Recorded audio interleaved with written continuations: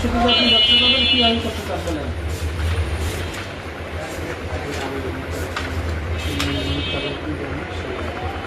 আমি বলবো কেন, আপনি ব্যবসা করেন তো বসে থাকবেন, আপনি বলবেন রোজ পুরা করে ব্যবসা করবেন, সবাই নামে নামে আপনাকে চিনে, দালাল দালাল দালাল, দালালের দোকান, দালালের গোলাম, দালালের এই দালালের সেই, তারপর সিএনজি তো গোলাম সামনে। এর আগে আপনাকে জরিমানা করা হয়েছে, এর আগে তো মোবাইল টেকনোলজি ফেস করতে হবে, তারপর তো আপনার কোনো লাভ লব্ধা নাই। হ্যাঁ, এখন সমস্যার মতো সে করতে হবে এই যে গ্যাস তেল আইনিভাবে যেভাবে লাইসেন্স দেন সেভাবে মেনটেন করবেন, সরকারি রেটে বিক্রি করবেন। এবং হচ্ছে কি আপনি যেখানে আপনার গোডাউন তেল রাখার কথা, স্টক রাখার কথা, সেখানে স্টক করবেন, কোনো কোথাও স্টক করা রাখতে পারবেন না।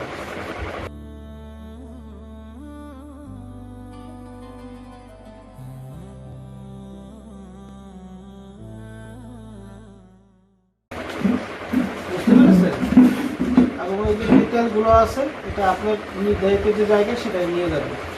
যেহেতু আপনি উনি একজন বৈধ ব্যবসায়ী, উনি 25,000 লিটার তেল মজুত করার সক্ষমতা রয়েছে। ওনার লাইসেন্সের মেয়াদ শেষ হয়ে গিয়েছে, উনি হচ্ছে নতুন করে নবায়নের জন্য করেছে। কিন্তু লাইসেন্স যদি ভঙ্গ করেছে, আমরা হচ্ছে ওনার লাইসেন্স বাতিলের জন্য আমরা লিখব মোবাইল কোর্ট থেকে আপনার লাইসেন্স বাতিলের জন্য আমি আদেশ প্রদান করছি।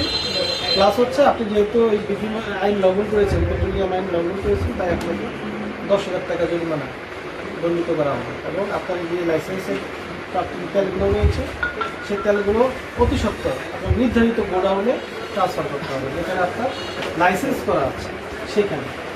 প্লাস আপনি পরবর্তীতে সরাসরি যদি আপনার মালপত্র বিক্রি করতে হবে, আর লাইসেন্স যদি আপনি বিক্রি করতে না পারেন, আপনার স্টক করা কেনাকাটা করা যাবে। আইনে যেটা বলা আছে, যেভাবে আপনি লাইসেন্স নিয়েছেন সেই জায়গায় যদি করতে পারেন তাহলে করবেন, কোনো কথা হবে না।